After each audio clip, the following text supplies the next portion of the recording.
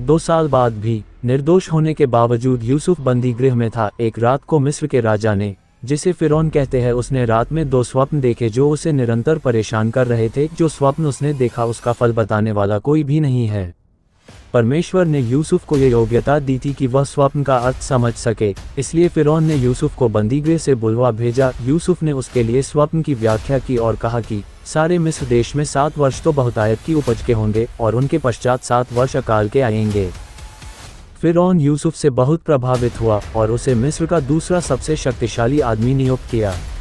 यूसुफ ने 7 वर्ष अच्छी उपज के दिनों में भोजन वस्तुएं इकट्ठा करने के लिए लोगों से कहा। अकाल के 7 वर्षों में जब लोगों के पास खाने के लिए कुछ नहीं था और सारी पृथ्वी पर अकाल फैल गया, तो यूसुफ मिस्रियों को अन्न बेचने लगा।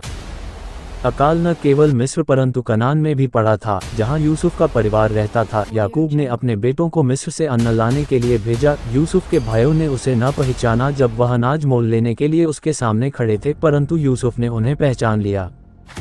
क्या उसके भाई बदल गए हैं? ये परखने के बाद यूसुफ ने उन्हें कहा, मैं तुम्हारा भाई यूसुफ हूँ। डरो मत, तुमने दुष्टता के लिए मिस्र आने वालों के हाथ मुझे बेच दिया था, परंतु परमेश्वर ने अच्छे के लिए ही बुराई की।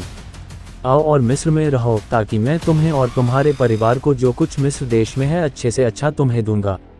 जब यूसुफ के भाई अपने पिता याकूब के पास पहुंचे और उससे कहा, यूसुफ अब तक जीवित है, ये सुन वह बहुत प्रसन्न हुआ।